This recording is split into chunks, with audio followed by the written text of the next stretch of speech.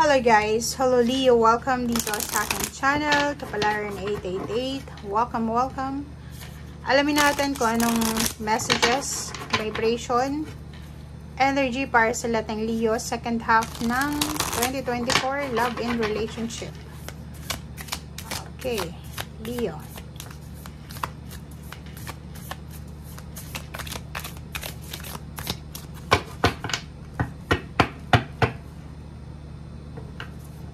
Okay, Leo clock. Wow, ganun din. So, nakikita natin dito na may ibang Leo na kailangan nyo ng oras para makapagpahinga, para makapag-heal. So, pwedeng galing kayo sa relationship na hindi maganda, or marami kayong napagdadaanan na emotional issues or financial issues na kailangan nyo munang bigyan ng pansin. So, sinasabi ng barahan na kailangan mo or parang gagamitin mo itong second half ng 2024 sa healing. Emotional healing siya. Okay? Sa kahit ano, parang nakikita ko siya dito na nahihirapan kang magtiwala. Kasi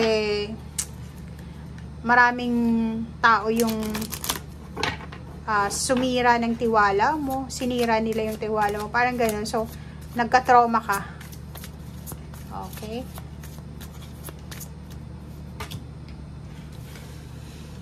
Adult and children. Oops, sorry.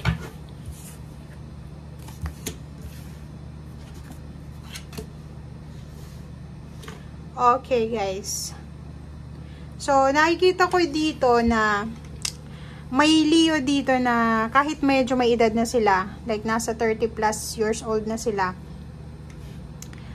wala pa rin silang balak mag-asawa. Or pwedeng kahit wala silang relationship, hindi sila nag-aalala. Kasi, ang nakikita ko sa inyo, na matagal kayo nagkaroon ng trabaho. Pwedeng several years kayong naging unemployed, and meron kayong purpose meron kayong goals para sa inyong parents or sa siblings na tutulungan sila na makaraos sa buhay financial. Ang problema nga, minalas ka siguro sa financial, hindi masyadong naging maganda yung plano mo. And ngayon, na magkakaroon ka na siguro ng trabaho or unti-unti nang nagiging maganda yung progress ng financial mo, ang priority mo ngayon is supportahan muna financially ang pamilya, hindi yung relationship. So, nakikita natin dito ganyan. Yung love na to, na i-express mo, hindi ito para sa relationship. I-express mo siya sa kapamilya. Okay? So, sinasabi ng bara sa'yo na yung pagmamahal mo sa pamilya mo, sa magulang mo, sa kapatid mo, sa pamangkin mo, or sa buhay mo, sa sarili mo, self-love, ay siya talaga yung true love mo. Okay? Yan talaga yung romance ng lifetime. Kasi nakikita natin, like, mga babae na Leo, may iba sa inyo dito na hindi naghahangad ng pag-aasawa. Parang iniisip nyo, ay, hindi na ako mag-aasawa, okay na akong single, parang ganito, ganyan. As long as stable yung financial ko, as long as may trabaho ako, as long as may ipon ako, masaya na ako. Parang ganun.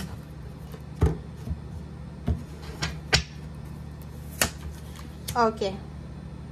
So, So, yun na nga.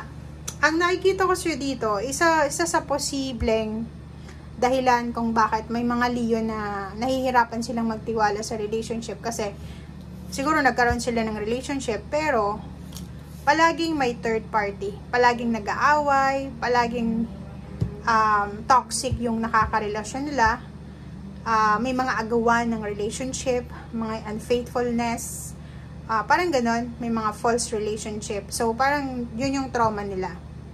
Kung ikaw naman is may asawa, or meron kang ka-live-in partner, mag-iingat ka kasi posibleng yung karelasyon mo ay posible siyang magkagusto sa iba. Parang ganon. Okay. So, nakikita ko sa'yo dito na siguro, dahil sa pera siguro,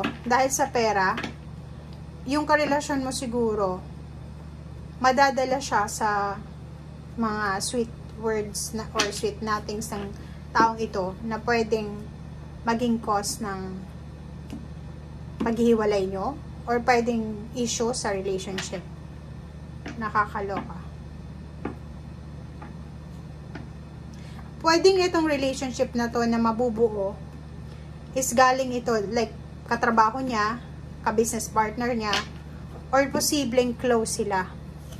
Magkaibigan sila. Oh, tingnan mo. So, nakikita natin dito, guys, na yun yung kailangan mong maging aware ka. Maging aware ka kasi may mga third party na pwedeng mabuo. Lalo na kung nasa nasa stable na relationship. Okay? And mag-iingat ka rin sa mga kwento-kwento, Leo. Kasi pwedeng, halimbawa, may magkwento sa'yo, may nag-send sa'yo ng email na, uy, alam mo, Leo, yung asawa mo, yung boyfriend mo, girlfriend mo, nakita ko may kasamang iba. Huwag kang maniniwala agad-agad. Kasi, pwede kang makapasok sa kompromiso niyan dahil sa mga balita, chismis, na wala namang katotohanan. As long as na hindi mo nakikita using your naked eye, hindi ka dapat naniniwala. Okay? Okay, so nakikita ko sa'yo dito na may iba din na Leo na posibleng makakatagpo sila ng mga taong susuportahan sila, hindi lang sa relationship, kundi sa pera. Parang yun ang nakikita natin dito. Maraming magandang balita, maraming posibleng paraan. Hindi lang para sa, parang, anong tawag dito? Yun nga yung tulad dito, di ba? Na, hindi ka na, yung iba sa inyo, Leo, hindi na kayo masyadong nagmamanifest ng relationship. Ang minamanifest nyo is money. Money. And eto rin, ganun. Parang sinasabi ng barahan na, lalo yung mga heartbroken na Leo, mas minamanifest nyo ngayon is yung pera. Minamanifest nyo na sana makuha ko na yung financial success ko instead ng kung ano man to na hindi ako interesado. Okay? So, nakikita ko siya yun dito na tatlo yung baraha mo, tatlo or dalawa na maraming third party dito na posibleng mangyari. So, ingat-ingat lang kasi yun yung pwedeng matuklasan mo or kung ano pa man siya. Okay, mahirap basahin kasi, diba, baka mabash tayo or ano pa man. Atong 10 of Pentacles na to, sinasabi ng barahan na posibleng may isang relationship ang masisira dahil sa pera. Or may isang relationship na pwedeng masira dahil sa selos. Okay? So, yan guys ang nakikita natin. Okay? Thank you guys. Bye!